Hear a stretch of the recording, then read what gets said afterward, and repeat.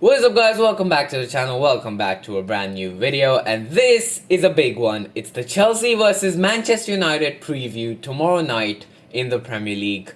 It's a big game, lot on the line here. I normally don't do previews, but I felt like for this one, I had to do one.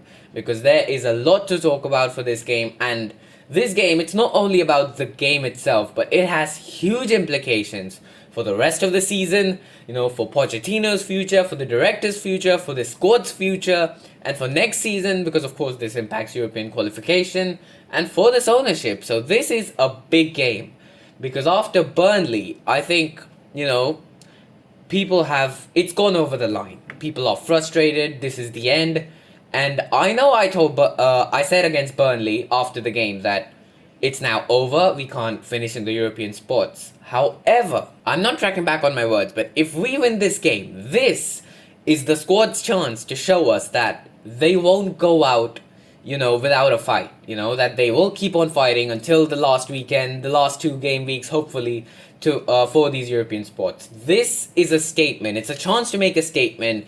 This can be a statement victory, especially after the fact that they beat us back in December at Old Trafford, considering we've done so well against the big teams. This is it, their chance to make a statement that, we're still in it, we're not dead, we're not out. But of course, it's been made even more difficult because the injury list is it just keeps getting new members. I don't know why this list is so famous, everyone wants to join it. The latest addition is Malo Gusto.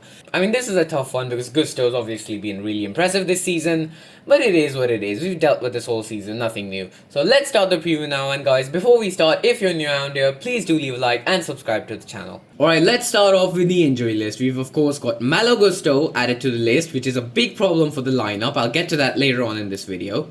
Then we have Chukwuemeka, he's back onto the injury list for some reason. After that we have of course the regular guys, Lavia, Fofana, James, they're just out. We don't care about them at this point.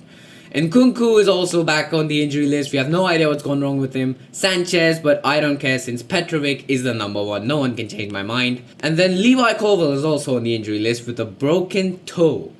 So that is another problem at centre-back because we've got Gusto out. If Disasi goes out to right-back, who's going to play the centre-back role since Colwill's also out? So lots of injury problems for this game.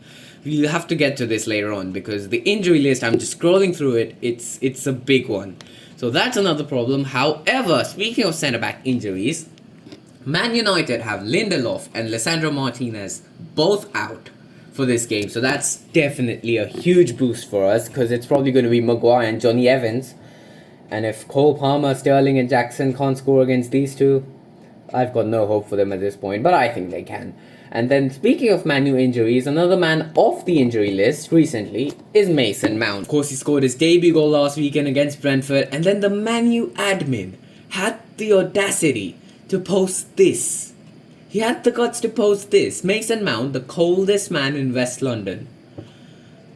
I swear to God, Mason Mount was a Chelsea hero when he was here, I'll have to say, but if he does not go back to Manchester on Friday, regretting his decision to leave, we have to... I mean, of course, everyone's gone on to better places. Kai Havertz to Arsenal, Kovacic to City, Pulisic to Milan, everyone's doing good. But come on, this is a chance to at least... because Mason Mount did not leave on a good note, alright? We have to make him suffer. I know I sound really evil right now, but we have to. He did not go out on a good note. That thank you note was a bunch of nonsense. So he's back. He's probably going to be playing, so yeah, that's that. And then moving on to our team. What am I expecting of this game? Like, truthfully, let's be honest. I was really skeptical after the Burnley game. I think, after the Burnley game, I thought this could end up being humiliating. We could be losing 2-0, 3-0 or something like that, maybe 3-1, because we do end up scoring. I thought this could be a 3-1 loss, but after the injury list of Man U, their centre-backs are out, I have some hope. And I do think that this squad has proved it enough times that when the situation is dire, when the players absolutely need to perform, they end up doing so. Like your Man City game, like Liverpool on the first game, like Arsenal, like Tottenham. They have shown up. That's why I'm gonna trust them, I think they can do it. I'm gonna back these guys because I genuinely think we can win this game. Otherwise, I would not be doing this preview. I think Pochettino has a huge task ahead of this game. This could be job defining for him. If he wins this game, it's a statement, as I've said, that, we're not going out without a fight, we're still in this. But if he loses here, I think his job could be on the line for next season. I think if he loses here, that means he's not going to be here next season. That's how big this game is, in my opinion. I mean, it's at home, it's a chance to get revenge after the loss at Man U. Because I think that was a really bad point in the season. Because that was the time we were starting to, look better with the Man City, the Tottenham, the Arsenal games. And that Man U loss, after which the Everton loss happened, really put a stopper in our growth in the season, in my opinion. So this game is huge. We absolutely must beat them. So now let's talk about the lineup, I think, which is going to be best for us in this game, because there's a lot of things to talk about due to injuries. So this is the team I'm going with for this game. Petrovic in goal, no doubt, and even Sanchez is injured, so there's no other option. The defense is the crucial point, because of course we've got no right backs for this game. Gusto, James, both injured. Chilwell has recovered, so he'll probably be able to play. In my opinion, he's going to be fit enough. Cucurella at right back really worked the last time Gusto was injured. So I think we try with it again. Cucurella's been back for like 3 weeks. He's doing okay. He scored that goal against Leicester. I think we put Cucurella at right back. I'm pretty sure the Man U reverse fixture was also when Cucurella was at right back and he was doing good. So maybe you put Cucurella at right back and Disasi and Silva as the centre backs. I don't want to play Badiashile. He's been really error prone recently. And I don't want Disasi at right back because he offers zero attacking threat. So I think Cucurella at right back is the way to go. If Chilwell isn't fit, then of course it'll have to be Cucurella at left back, Disasi at right back, and Badiashile at centre back. But I think Chilwell will be fit enough for this game. Moving on to the midfield, of course it's Enzo Caicedo. There's no decision to be made there. It's got to be those two. They have to put in a good performance tomorrow. They really do.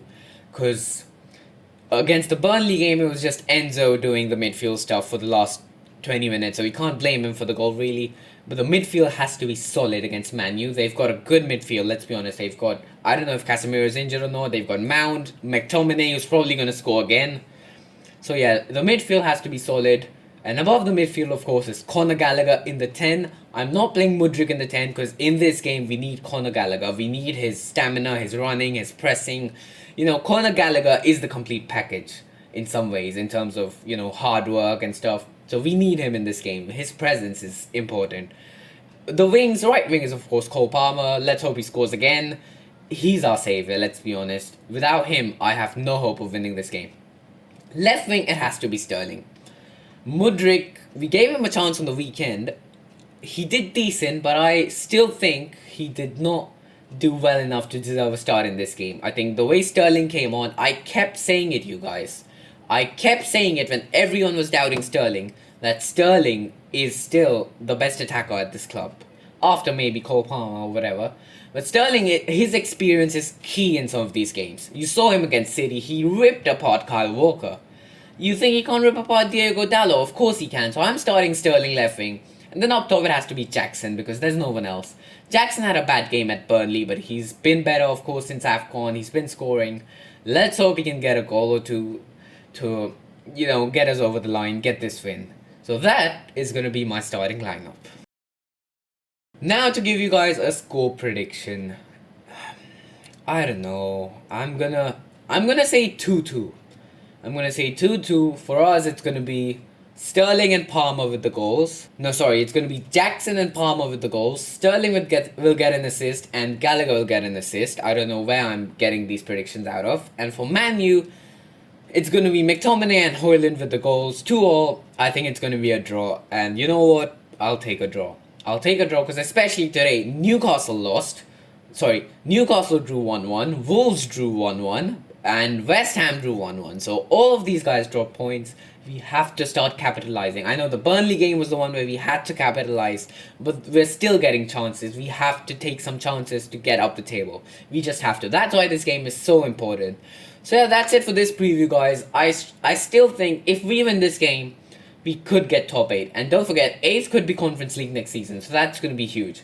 So that's it for this preview, guys. If you enjoyed, do leave a like and subscribe to the channel. We're trying to get to 2,000 subscribers this year.